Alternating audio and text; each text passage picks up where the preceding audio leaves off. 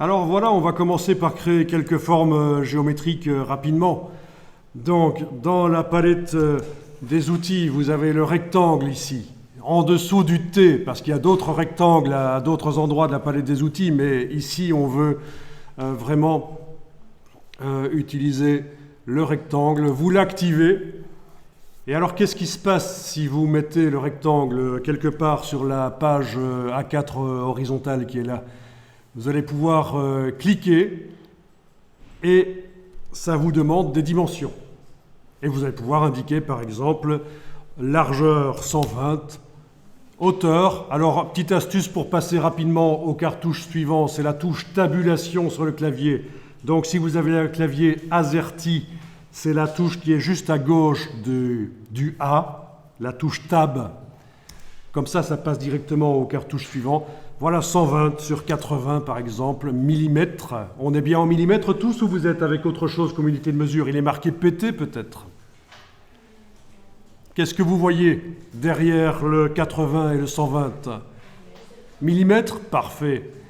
Vous cliquez sur OK et vous avez créé votre rectangle qui actuellement a un fond blanc et un contour noir. Ça se voit ici dans la palette des outils. C'est-à-dire que si on clique avec la flèche noire qui sert à manipuler les objets, la flèche noire, si vous activez la flèche noire et que vous cliquez à côté du rectangle, vous voyez toujours qu'il est là parce qu'il a son contour noir. Si vous réactivez le rectangle en cliquant avec la flèche noire, voilà, vous pouvez vérifier qu'en effet, il a un fond blanc et un contour noir.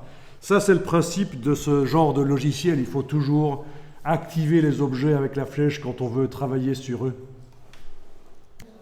Alors, certains parmi vous n'avaient pas les millimètres quand ils ont cliqué, ils avaient pété. Donc, ça veut dire des points, c'est l'unité de mesure point. Donc, pour ça, vous devez aller dans les préférences. Donc, menu édition, préférences sur le PC. Allez-y tous, même si vous aviez des millimètres tout à l'heure, comme ça vous voyez où ça se passe. Menu édition, préférences, unité. Et c'est vrai que ça peut être intéressant ici, dans les préférences qui concernent les unités. Ça peut être intéressant de passer en millimètres au lieu de points, parce que vous ne voyez pas trop à quoi ça correspond le point, c'est une mesure typographique, donc autant se mettre en millimètres.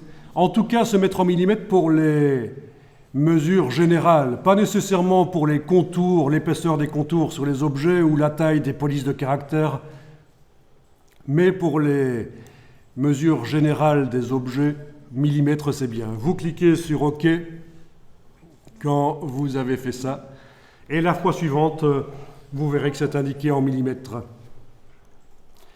Oui, d'ailleurs, il y a une palette qui est intéressante et qu'on va faire apparaître là au-dessus, une grande palette allongée qu'on appelle la palette contrôle et qui est vraiment utile. Allez-y, menu fenêtre, vous descendez jusque contrôle, et là vous avez une palette qui vous montre, en fonction de ce que vous êtes en train de faire dans le document, elle vous montre des informations. Et donc, si avec la flèche noire, vous avez activé le rectangle, il est possible que quelque part ici, ça vous montre ces dimensions. Non, ce n'est pas le cas ici. Mais non, ce n'est pas le cas ici.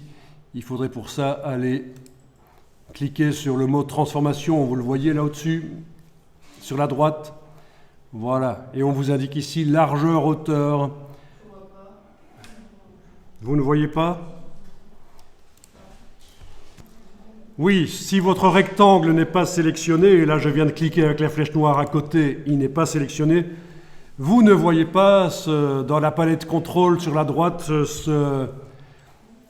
cet hyperlien transformation. Il faut absolument sélectionner le rectangle. Et là, au-dessus, vous avez transformation.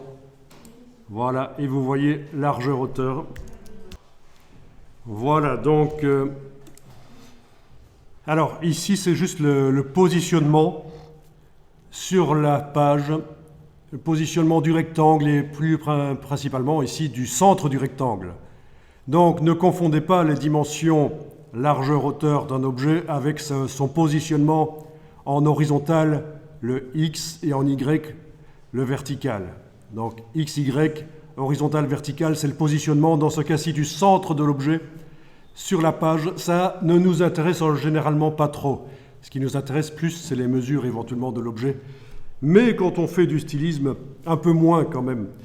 Si vous faites du dessin technique, c'est plus important, les dimensions de l'objet, mais du stylisme, ça va être un peu moins important. Parce qu'on travaille en modifiant ce qu'on voit sur l'écran, c'est ce qui est visuellement vu qui compte.